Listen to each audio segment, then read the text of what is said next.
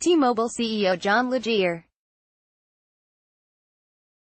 Photo, Jeff Bottari, AP. T-Mobile is trying to merge with competitor Sprint in a highly contested $26 billion mega deal that could be blocked by the Federal Communications Commission or the Department of Justice's Antitrust Division.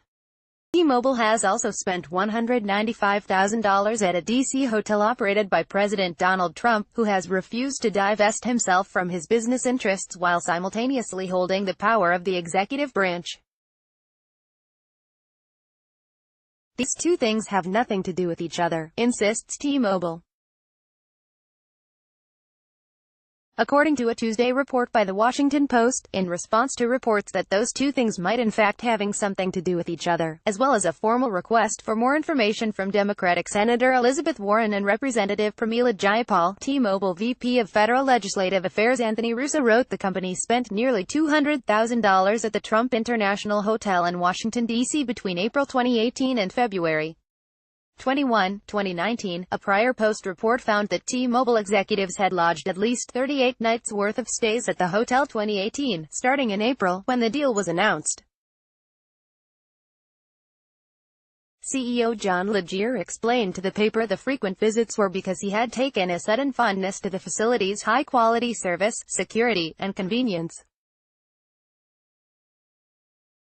Never mind that Legere publicly shit-talked Trump's hotels in since deleted tweets from 2015. Former DOJ Antitrust Division Chief Counsel Gene Kimmelman told the Post that, "I can't believe this is a coincidence," adding, "In mergers, companies look for any potential advantage they can find." In a letter to Warren and Jayapal dated on February 21, Russo acknowledged that the hefty hotel bill may be viewed positively by some and negatively by others, but T-Mobile did not expect it to sway the decisions of federal agencies vetting the merger.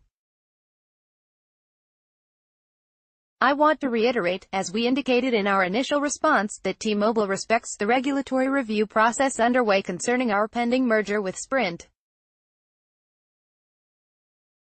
The Department of Justice and Federal Communications Commission are giving this transaction a thorough and objective analysis.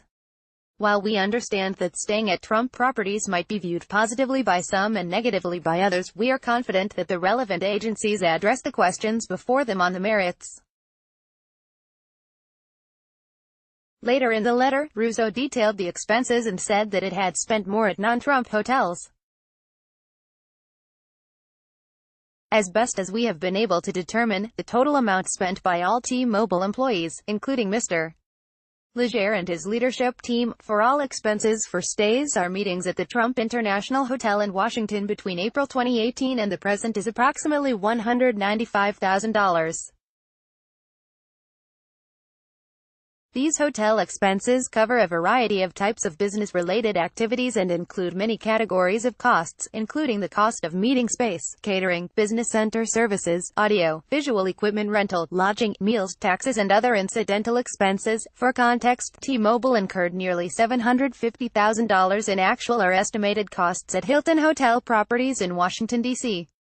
in the same period, or approximately 50% of its total hotel spend in Washington, D.C. Russo did, however, acknowledge that T-Mobile was aware of only 2 instances prior to April 2018 in which executives got rooms at the hotel, both in August 2017, as the Post noted in its Tuesday report. T-Mobile executives sure seemed to have wanted someone to notice exactly where they were staying. The T-Mobile executives were very visible during their stays at the Trump Hotel, wearing clothes featuring the bright magenta T-Mobile logo.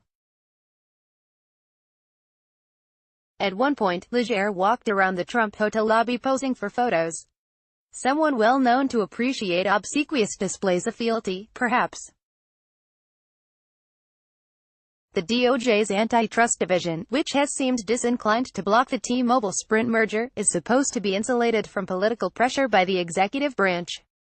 However, recent reports have indicated Trump leaned on former National Economic Council Director Gary Cohn to pressure that division into rejecting an AT.